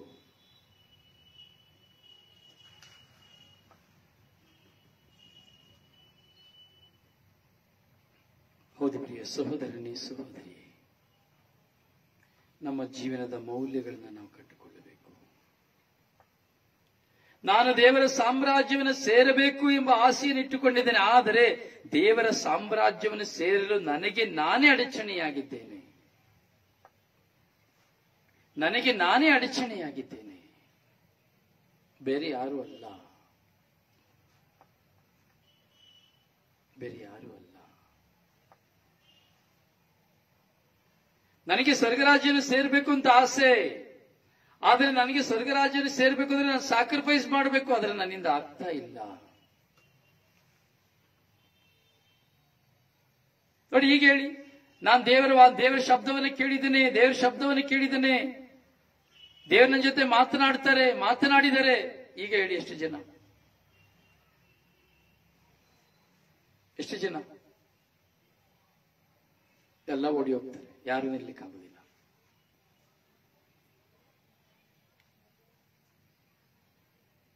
ಹೌದಲ್ಲ?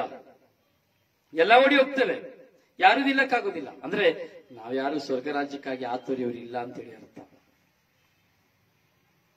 ಯಾರು ನಾವು ಸ್ವರ್ಗ ರಾಜ್ಯಕ್ಕೆ ಹೋಗ್ಲಿಕ್ಕೆ ಆತುರಿತಾ ಇಲ್ಲ. ಬರೀ ಬಾಯಲ್ಲಿ ಹೇಳ್ತಾ ಇದೀವಿ ಅಷ್ಟೇನೆ. ಬರೀ ಅಲ್ಲೆಲೂಯಾ ಪ್ರೈಸ್ ಲಾರ್ಡ್ ಹೇಳ್ತಾ ಇದ್ದೇವೆ, ಬರೀ ಪ್ರಾರ್ಥನೆ ಮಾಡ್ತಾ ಇದೀವಿ ಅಷ್ಟೇನೆ. ಆದ್ರೆ ನಮ್ಗೆ ಯಾರಿಗೂ ಸ್ವರ್ಗ ರಾಜ್ಯಕ್ಕೆ ಹೋಗ್ಲಿಕ್ಕೆ ಇಷ್ಟ ಇಲ್ಲ.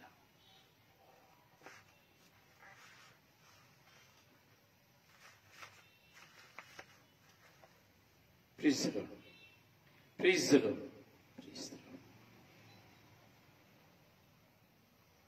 ಆಸ್ತಿಯನ್ನು ಗಳಿಸಲಿಕ್ಕೆ ನಾವು ಲೆಕ್ಕಾಚಾರ ಆಗ್ತೇವೆ, ಇರುವುದನ್ನು ಕಳ್ಕೊಳ್ಳಿಕ್ಕೆ ನಾವು ಲೆಕ್ಕಾಚಾರ ಹಾಕೋದಿಲ್ಲ.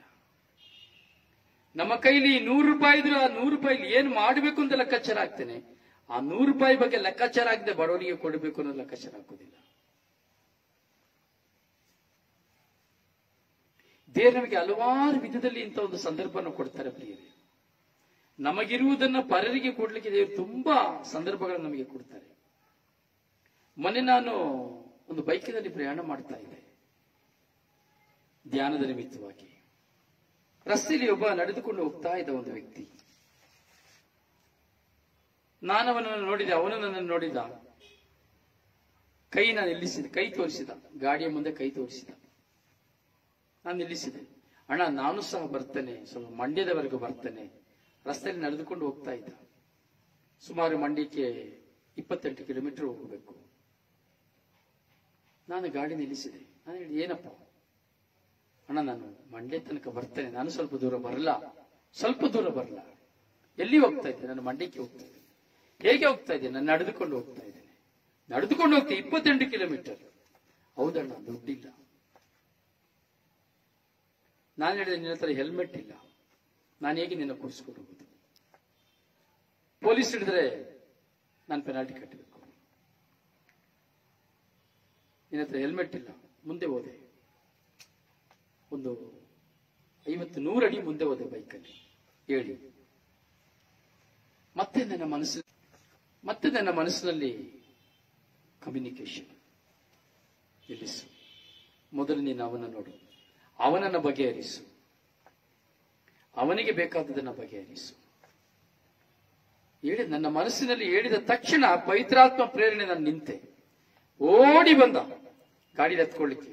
ನಾನು ಹೇಳಿದೆ, ತಿಂಡಿ ಮಾಡಿದ್ದ? ಇಲ್ಲ ಅಣ್ಣ, ತಿಂಡಿ ಮಾಡಲಿಲ್ಲ. ಯಾಕೆ? ಕೆಲಸಕ್ಕೆ ಹೋಗ್ಲಿಲ್ವಾ? ಇಲ್ಲ ಅಣ್ಣ, ನನ್ನ ಕೆಲಸಕ್ಕೆ ಅಂತಾನೆ ಬಂದೆ ನಾನು ಇಲ್ಲಿಗೆ. ಆದ್ರೆ ಅವರು ನನಗೆ ಕೆಲಸ ಕೊಟ್ಟು, ನಾನು ಗಾರೆ ಕೆಲಸ, ಸಿಮೆಂಟ್ ಕೆಲಸ ಮಾಡುವನು, ಕಲ್ಲು ಕೆಲಸ ಮಾಡುವನು. ನನ್ನ ಕಲ್ಲು ಕೆಲಸಕ್ಕೆ ಅಂತ ಕರೆದುಕೊಂಡು ಬಂದ್ರು. ಕೊನೆಗೆ ನನಗೆ ಅಲೆ ಮನೆಯಲ್ಲಿ, ಅಂದ್ರೆ ಬೆಲ್ಲ ಮಾಡುವಂತ ಅಲೆ ಮನೆಯಲ್ಲಿ ನನಗೆ ಕೆಲಸವನ್ನು ಕೊಟ್ಟು, ನನಗೆ ಅದು ಮಾಡಕ್ಕೆ ಬರೋದಿಲ್ಲ ಅಣ್ಣ. ಅದಕ್ಕೆ ನಾನು ನನ್ನ ಮನೆಗೆ ಹೋಗ್ಬಿಡ್ತೇನೆ, ನನ್ನ ಊರಿಗೆ ಹೋಗ್ಬಿಡ್ತೇನೆ. ದುಡ್ಡಿಲ್ಲ ನನ್ನ ಹತ್ರ. ಅದಕ್ಕೆ ನಡ್ಕೊಂಡು ಹೋಗ್ತಾ ಇದ್ದೀನಿ, ರಸ್ತೆ ನಡ್ಕೊಂಡು ಹೋಗ್ತಾ ಇದ್ದೀನಿ. ಕೊನೆಗೆ ನಾನು ಗಾಡಿ ನಿಲ್ಲಿಸಿದೆ. ನನಗೆ ಆಗುದಿಲ್ಲ ಅಂತ ಹೇಳಿದಾಗ ನಡ್ಕೊಂಡೇ ಹೋಗ್ತಾ ಇದ್ದೆ ಮುಂದೆ. ಬೇಸರವಾಯಿತು.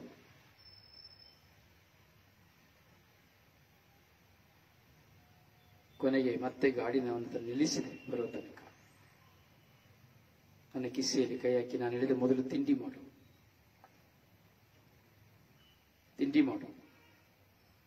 ಕುಳಿತುಗೋ. ಗಾಡಿಯಲ್ಲಿ ಕೂರಿಸಿಕೊಂಡೆ. ಬಸ್ ಸ್ಟ್ಯಾಂಡ್ನ ಬಳಿ ಕರ್ಕೊಂಡೋಗಿ ಬಿಟ್ಟೆ. ಇಲ್ಲಿ ಬಸ್ ಬರ್ತದೆ, ಬಸ್ಸಲ್ಲಿ ಹೋಗು. ಮಿಕ್ಕಿದ ಹಣವನ್ನ ಊಟ ಮಾಡು. ಅವನ ಕೈಗೆ ಕೊಟ್ಟೆ.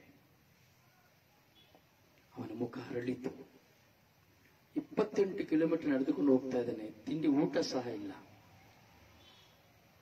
ಪ್ರಿಯರೇ, ದೇವರು ಹೇಳ್ತಾರೆ, ಯೇಸುಸ್ವಾಮಿ ಹೇಳ್ತಾ ಇದ್ದಾರೆ, ದೇವರ ವಾಕ್ಯ ಹೇಳ್ತಾ ಇದೆ, ಕೊಡು, ಆಸ್ತಿ ಪಾಸ್ತಿನ ಕೊಡು ಅಂದ್ರೆ ನೀನು ಮನೆ ಮಠನೆಲ್ಲ ಮಾರಿ ಕೊಟ್ಟು ಬಿಡು ಅಂತ ಹೇಳ್ತಾ ಇಲ್ಲ. ಅರ್ಥ ಆಯ್ತಾ? ನೀನು ಕಟ್ಟಿರುವಂತ ದೊಡ್ಡ ಮನೆಯನ್ನ ಮಾರಿ ಕೊಟ್ಟು ಬಿಡು. ಇಲ್ಲ ಇಲ್ಲ.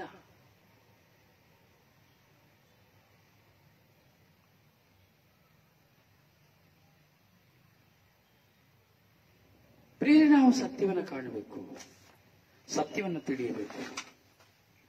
ನನ್ನ ಮುಂದೆ ಒಬ್ಬ ದಾರಿದ್ರ್ಯನು ಬರುವಾಗ, ನನ್ನ ಮುಂದೆ ಒಂದು ಅವಶ್ಯಕತೆ ಇರುವವನು ಬರುವಾಗ, ನನ್ನಲ್ಲಿರುವುದನ್ನ ನನ್ನದು ಎಂದು ಎಣಿಸದೆ ನಾನು ಪರರಿಗೆ ಕೊಡಬೇಕು. ನನ್ನದು ಎಂದೆಣಿಸದೆ ನಾನು ಪರರಿಗೆ ಕೊಡಬೇಕು.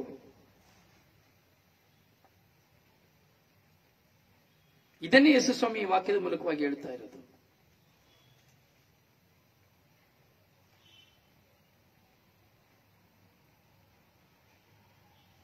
ಇದನ್ನು ಯಾಕೆ ನಾವು ಅರ್ಥ ಮಾಡ್ಕೊಳ್ತಾ ಇಲ್ಲ? ಎಷ್ಟು ಜನ ನಮ್ಮ ಮುಂದೆ ಬಡವರಾಗಿದ್ದಾರೆ, ಕುಟುಂಬದ ಸದಸ್ಯರಾಗಿದ್ದಾರೆ, ಅಥವಾ ಒಡ ಹುಟ್ಟಿದವರಾಗಿದ್ದಾರೆ. ಯಾಕೆ ನಾವು ಯಾರ ಮೇಲೂ ಕರುಣೆ ತೋರಿಸ್ತಾ ಇಲ್ಲ, ಯಾರ ಮೇಲೂ ದಯೆ ತೋರಿಸ್ತಾ ಇಲ್ಲ? ವೈ?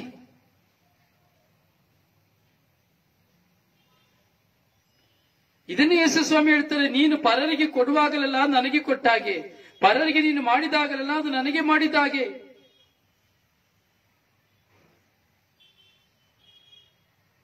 ಅಮರ ಜೀವನ ಹೊಂದಬೇಕು ಅಂದ್ರೆ ನೀನು ಪರರಿಗೆ ಕೊಡು, ಪರರಿಗೆ ತಿನ್ನಲು ಕೊಡು, ಉಡಲು ಕೊಡು, ಅವನನ್ನ ಸಂತೈಸು, ಅವನನ್ನ ಸತ್ಕರಿಸು, ನಿನಗಿರುವುದನ್ನೆಲ್ಲ ದಾನ ಮಾಡು.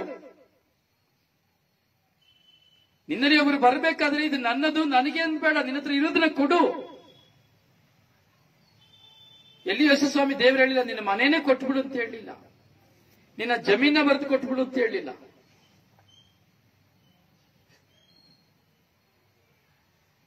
ಎಷ್ಟೋ ಜನ ಇದ್ದಾರೆ, ನನ್ನ ಕಣ್ಣು ಮುಂದೆ ಇದ್ದಾರೆ, ಮತ್ತೊಬ್ಬರ ಕಷ್ಟಕ್ಕಾಗಿ ತಮ್ಮ ಕೈಯಲ್ಲಿ ಕಾಲಲ್ಲಿರುವಂತ ದೇಹದಲ್ಲಿರುವಂತಹ ಬಂಗಾರಗಳನ್ನೆಲ್ಲ ಮಾರಿಕೊಟ್ಟು ಬಿಟ್ಟಿದ್ದಾರೆ. ತಗೊಳ್ಳಿದನ್ನ ತೆಗೆದುಕೊಂಡು ಹೋಗಿ ಅಡ ಇಟ್ಕೊಂಡು ನೀವು ಆಮೇಲೆ ನನಗೆ ಕೊಡಿ ಅಂತ ಹೇಳಿಬಿಟ್ಟಿದ್ದಾರೆ. ಎಷ್ಟೋ ಜನ ಪರರಿಗಾಗಿ ಸಾಲ ಮಾಡಿ ಕೊಟ್ಟಿದ್ದಾರೆ.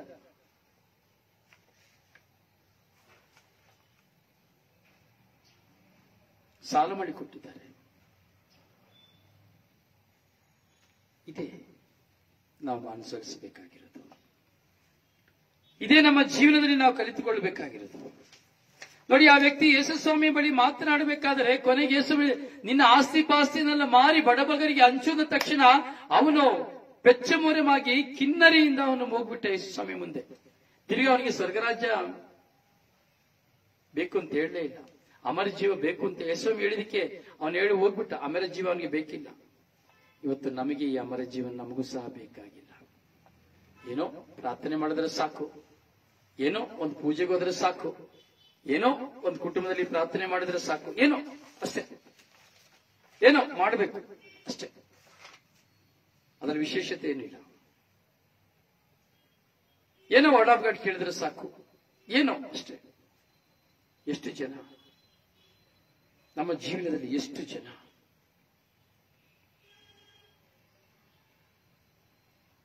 ಆದರೆ ಇದ್ದಾರೆ ಪ್ರಿಯರೇ, ಇದ್ದಾರೆ, ಖಂಡಿತವಾಗಿಯೂ ಇದ್ದಾರೆ.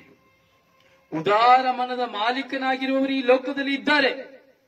ಯಾಕೆ ಸಾಕ್ಷಿಯಾಗಿ ಹೇಳ್ಬೇಕಾದ್ರೆ ಈ ಗ್ರೂಪಿನಲ್ಲೇ ಇದ್ದಾರೆ, ಒಡಾಬಾಡ್ ಕೇಳುವವರಲ್ಲಿ ಇದ್ದಾರೆ ಉದಾರ ಮನದ ಮಾಲೀಕರು. ತನ್ನ ಕುಟುಂಬಕ್ಕೆ ಅಂತ ನೋಡದೆ, ತನ್ನ ಹೆಂಡತಿ ಅಂತ ನೋಡದೆ, ಅಥವಾ ತನ್ನ ಗಂಡ ಅಂತ ನೋಡದೆ, ತನ್ನ ಮಕ್ಕಳು ಅಂತ ಹೇಳದೆ, ತನ್ನ ಜೀವನ ಅಂತ ನೋಡದೆ, ತನ್ನ ಸಾಲ ಎಂದು ನೋಡದೆ, ಉದಾರ ಮನೋಭಾವದಿಂದ ಕರಚಾಚುವವರು ಈ ಗ್ರೂಪಿನಲ್ಲಿದ್ದಾರೆ. ಖಂಡಿತವಾಗಿ ಅಮರ ಜೀವಕ್ಕೆ ಬಾಧಿಸ್ತಾರೆ.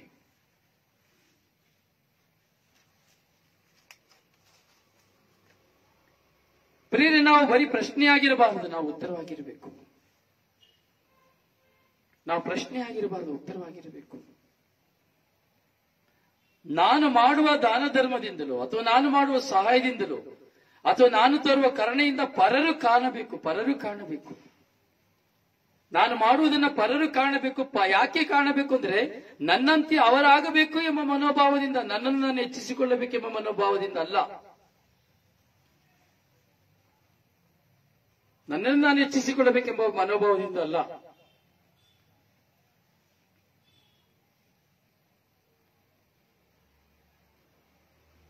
ಪ್ರಿಯರೇ, ನಾವು ಅಮರ ಜೀವಕ್ಕೆ ಬಾಧ್ಯಸ್ಥರಾಗಬೇಕು. ಸ್ವರ್ಗ ರಾಜ್ಯಕ್ಕೆ ನಾವು ಬಾಧ್ಯಸ್ಥರಾಗಬೇಕು. ಸ್ವರ್ಗ ರಾಜ್ಯದಲ್ಲಿ ಒಂದಾಗುವಂತ ಮಕ್ಕಳು ನಾವಾಗಬೇಕು. ದೇವರ ವಾಕ್ಯವನ್ನು ಬರೀ ಈ ಕಿವಿಯಲ್ಲಿ ಕೇಳಿ ಈ ಕಿವಿಯಲ್ಲಿ ಬಿಟ್ಟು ಬಿಡುವರಂತಾಗಬಾರದು. ದೇವರ ವಾಕ್ಯವನ್ನು ನಮ್ಮ ಸ್ವಂತವಾಗಿಸಿಕೊಳ್ಳುವ ಮಕ್ಕಳಾಗಬೇಕು. ದೇವರ ವಾಕ್ಯದಲ್ಲಿಯೇ ನಾವು ದೇವರನ್ನ ಅನುಭವಿಸುವಂತ ಮಕ್ಕಳಾಗಬೇಕು. ಎಷ್ಟು ಜನ ಕ್ಷಮಿಸಿ, ಎಷ್ಟು ಜನ ಪ್ರೇರೆ ಪ್ರತಿ ದಿನದಲ್ಲಿ, ಅದೇ ನಾನು ಪ್ರಾರಂಭದಲ್ಲಿ ಹೇಳಿದೆ, ದೇವರು ಮಾತನಾಡುತ್ತಾರೆ, ಅವರ ಹತ್ರ ಮಾತಾಡ್ತಾರೆ, ಇವರ ಹತ್ರ ಮಾತಾಡ್ತಾರೆ. ಶುದ್ಧ ತಪ್ಪು ಮನೋಭಾವನೆ. ನಿನ್ನ ಹತ್ರನೂ ಮಾತನಾಡ್ತಾರೆ. ಪ್ರತಿಯೊಬ್ಬರ ಹತ್ರ ದೇವರು ಮಾತನಾಡ್ತಾರೆ ವಾಕ್ಯದ ಮೂಲಕವಾಗಿ. ಪ್ರತಿಯೊಬ್ಬ ಮನುಷ್ಯರಲ್ಲಿ ದೇವರು ಮಾತನಾಡ್ತಾರೆ ವಾಕ್ಯದ ಮೂಲಕವಾಗಿ. ಯಾಕೆ ನಾವು ಗ್ರಹಿಸ್ತಾ ಇಲ್ಲ? ಯಾಕೆ ನಾವು ತಿಳಿತಾ ಇಲ್ಲ? ದೇವರ ಪ್ರತಿಯೊಬ್ಬರಿಗೂ ದೇವರನ್ನ ನೋಡ್ಲಿಕ್ಕೆ ಸಾಧ್ಯ. ಯಾಕೆ ನಾವು ಕೊಂಡ್ಕೊಳ್ತಾ ಇಲ್ಲ? ಯಾಕೆ? ಆದ್ರೆ ನಾವು ದೇವರನ್ನ ಕಾಣ್ತಾ ಇದ್ದೇವೆ, ದೇವರಲ್ಲಿ ಮಾತನಾಡ್ತಾ ಇದ್ದೇವೆ. ಆದರೆ ಯಾಕೆ ನಮ್ಮ ಜೀವನದಲ್ಲಿ ನಾವು ಬದಲಾವಣೆಯನ್ನ ಮಾಡ್ಕೊಳ್ತಾ ಇಲ್ಲ? ಯಾಕೆ ನಾವು ಹೊಸ ಸೃಷ್ಟಿಯಾಗಿ ನಾವು ಮಾರ್ಪಾಡಾಗ್ತಾ ಇಲ್ಲ? ಯಾಕೆ ದೇವರ ಪ್ರೀತಿಯನ್ನು ಅನುಭವಿಸ್ತಾ ಇಲ್ಲ? ಅಥವಾ ಯಾಕೆ ಈ ಲೋಕದಲ್ಲಿ ನಾವು ಇನ್ನೂ ಈ ಲೌಕಿಕವಾಗಿಯೇ ಜೀವಿಸ್ತಾ ಇದ್ದೇವೆ?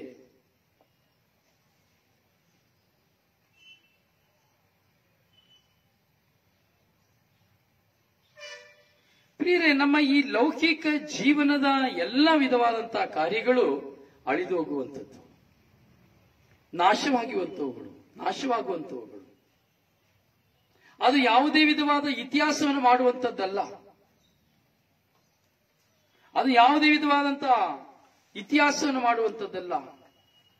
ನೋಡಿ, ಆ ವ್ಯಕ್ತಿ ಯೇಸುಸ್ವಾಮಿ ಮುಂದೆ ಬಂದ. ಯೇಸುಸ್ವಾಮಿ ಮೊದಲಿಗೆ ಹೇಳಿದ್ರು ಕಟ್ಟಳೆಯನ್ನು ಅನುಸರಿಸುಂದ. ಹೌದು, ನಾನು ಚಿಕ್ಕಂದಿಂದ ಇದನ್ನು ಅನುಸರಿಸಿಕೊಂಡು ಬಂದಿದ್ದೇನೆ ಅಂತ ಹೇಳ್ದ. ದೇವರನ್ನ ಆರಾಧಿಸುದು ಇದನ್ನು ನಾನು ಮಾಡ್ತಾ ಇದ್ದೇನೆ ಅಂತ ಹೇಳ್ದ. ಕೊನೆಗೆ ಯೇಸುಸ್ವಾಮಿ ಹೇಳಿದ್ರು, ನಿನ್ನ ಆಸ್ತಿ ಪಾಸ್ತಿಯನ್ನೆಲ್ಲ ಮಾರಿ ಬಡಬಗರಿಗೆ ಹಂಚು ಅಂತ ಹೇಳಿದ್ರು. ಆದ್ರೆ ಅವನು ಹೋಗ್ಬಿಟ್ಟ ಸೈಲೆಂಟ್ ಆಗಿ. ಕಾರಣ ಯಾಕೆ ಗೊತ್ತಾ? ವಾಕ್ಯ ಹೇಳ್ತದೆ, ಮಾರ್ಕನ ಶುಭ ಸಂದೇಶ 10ನೇ ಅಧ್ಯಾಯದಲ್ಲಿ 22ನೇ ವಾಕ್ಯದಲ್ಲಿ, ಏಕೆಂದರೆ ಅವನಿಗೆ ಅಪಾರ ಆಸ್ತಿ ಪಾಸ್ತಿ ಇತ್ತು.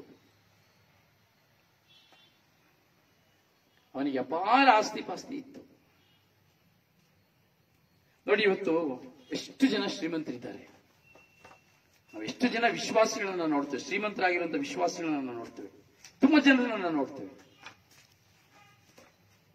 ಅದಕ್ಕೆ ಸ್ವಾಮಿ ಹೇಳಿಬಿಟ್ರು, ಯಾವ ಕಾರಣಕ್ಕೂ ಒಬ್ಬ ಶ್ರೀಮಂತನು ಸ್ವರ್ಗದ ಸಾಮ್ರಾಜ್ಯವನ್ನು ಸೇರಲು ಕಷ್ಟ ಎಂಬುದಾಗಿ. ಶ್ರೀಮಂತರು ಸ್ವರ್ಗ ಸಾಮ್ರಾಜ್ಯದಲ್ಲಿ ಸೇರಲಿಕ್ಕೆ ಕಷ್ಟ ಎಂಬುದಾಗಿ. ಕಾರಣ, ಶ್ರೀಮಂತಿಕೆ ಇರುವವನು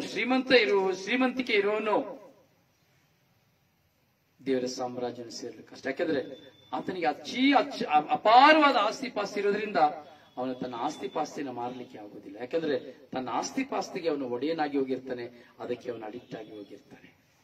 ನನ್ನದು ಎಂಬುದು ಅವನಲ್ಲಿ ಬಂಧಿತವಾಗಿರ್ತದೆ. ನನ್ನದು ಎಂಬುದು ನಮ್ಮೆಲ್ಲರಲ್ಲಿ ಬಂಧಿತವಾಗಿದೆ.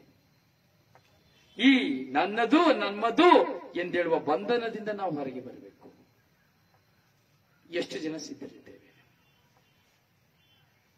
ಎಷ್ಟು ಜನ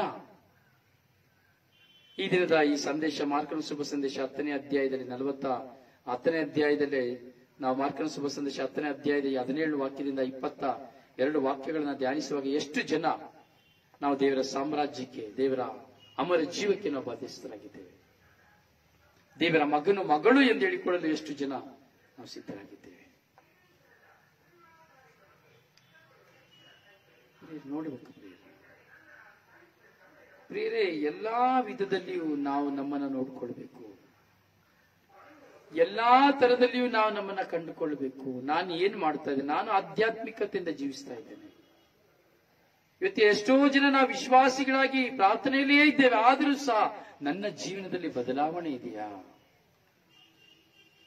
ನಾನು ಮೋಸ ಮಾಡ್ತಾ ಇದ್ದೇನಾ? ಕಳ್ತನ ಮಾಡ್ತಾ ಇದ್ದೇನಾ? ಕೊಲೆ ಮಾಡ್ತಾ ಇದ್ದೇನಾ? ವಿಚಾರ ಮಾಡ್ತಾ ಇದ್ದೇನಾ? ಸುಳ್ಳು ಹೇಳ್ತಾ ಇದ್ದೀನಾ? ನಾನು ಹೇಳಿದೆ ಪ್ರಾರಂಭದಲ್ಲಿ, ವಿಚಾರ ಅಂದ್ರೆ ಯಾವುದು, ಸುಳ್ಳು ಅಂದ್ರೆ ಯಾರು, ಮೋಸ ಅಂದ್ರೆ ಯಾವುದು, ಕಳ್ಳತನ ಅಂದ್ರೆ ಯಾವುದು ಹೇಳಿದೆ. ಆದ್ರೆ ನಾವೆಣಿಸಿಕೊಳ್ಳೋದು ಕಳ್ಳತನ ಅಂದ್ರೆ ಬೇರೆ, ವ್ಯಭಿಚಾರ ಅಂದ್ರೆ ಬೇರೆ, ಸುಳ್ಳು ಅಂದ್ರೆ ಬೇರೆ, ಮೋಸ ಅಂದ್ರೆ ಬೇರೆ. ಇಲ್ಲ, ತಪ್ಪು ಮನೋಭಾವನೆ. ಅದರಲ್ಲಿ ತುಂಬಾ ಅರ್ಥಗಳುಂಟು. ಸುಮ್ಮನೆ ದೇವರು ಹೇಳೋದಿಲ್ಲ ನಮ್ಮನ್ನ. ದೇವರು ನಮ್ಮಲ್ಲಿ ಮಾತನಾಡುವಂತ ಪ್ರತಿಯೊಂದು ವಾಕ್ಯಗಳಲ್ಲಿ ಒಂದು ಶಕ್ತಿ ಉಂಟು. ಆ ವಾಕ್ಯಗಳಿಗೆ ನಾವು ಕಿವಿಗೊಡುವಾಗ ಮಾತ್ರವೇ ನಮಗೆ ಪ್ರತ್ಯುತ್ತರ, ಇಲ್ಲಾಂದ್ರೆ ಪ್ರತ್ಯುತ್ತರವಿಲ್ಲ. ಪ್ರತ್ಯುತ್ತರವಿಲ್ಲ.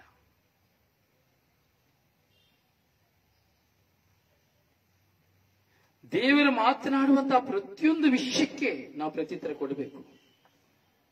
ದೇವರಲ್ಲಿ ಮಾತಾಡ್ತಾ ಇದ್ದಾರೆ ಅಂದ್ರೆ ನಾನು ಏನೆಲ್ಲ ವಾಕ್ಯವನ್ನ ಕೇಳ್ತಾ ಇದ್ದೇನೋ ಈಗ, ಇದೆಲ್ಲ ದೇವರು ನಮ್ಮ ಜೊತೆ ಮಾತನಾಡ್ತಾ ಇರುವಂತದ್ದು.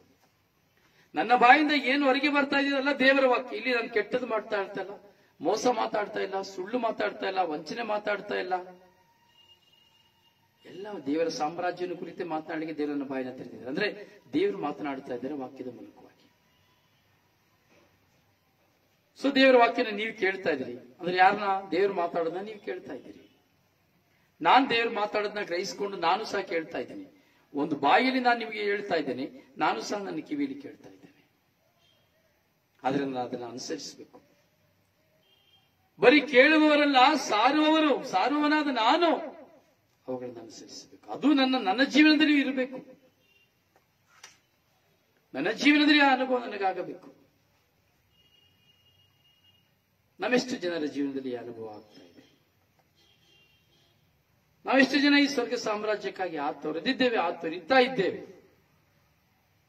ಒಮ್ಮೆ ಒಂದು ಪಕ್ಷಿ ನೋಟವನ್ನು ನಾವು ನೋಡಬೇಕು. ಶ್ರೀಮಂತರಿಗೆ ಸವಾಲು. ನಾವೆಲ್ಲರೂ ಶ್ರೀಮಂತರು, ಯಾರು ಬಡವರಿಲ್ಲ. ಯಾರು ಬಡವರು? ಬಡವರು ಯಾರಿಲ್ಲ ಹೇಳ್ತೀರಾ? ನಾನು ಬಡವೆ. ಯಾರು ಬಡವರಿಲ್ಲ? ಯಾರಾದ್ರೂ ಇದ್ದೀರಾ? ಯಾರಿಲ್ಲ, ಎಲ್ಲ ಶ್ರೀಮಂತರೇ. ಕೈ ಉಂಟು, ಕಾಲುಂಟು, ಕಣ್ಣುಂಟು, ಮೂಗುಂಟು, ಬಾಯಿ ಉಂಟು, ಎಲ್ಲ ಪಂಚೇಂದ್ರಿಯಗಳು, ಜ್ಞಾನೇಂದ್ರಿಯಗಳು ಉಂಟು, ಕೆಲಸ ಉಂಟು, ಎಲ್ಲ ಉಂಟು. ಯಾರು ಬಡವರು? ಒಬ್ಬ ಕುರುಡ ಬಡವ.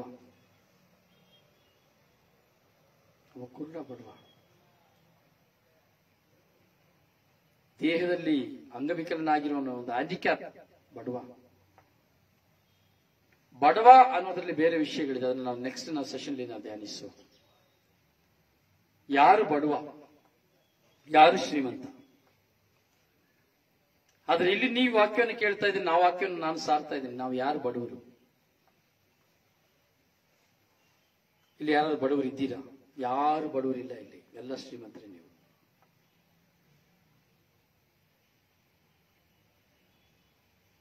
ಎಲ್ಲ ಶ್ರೀಮಂತರೇ.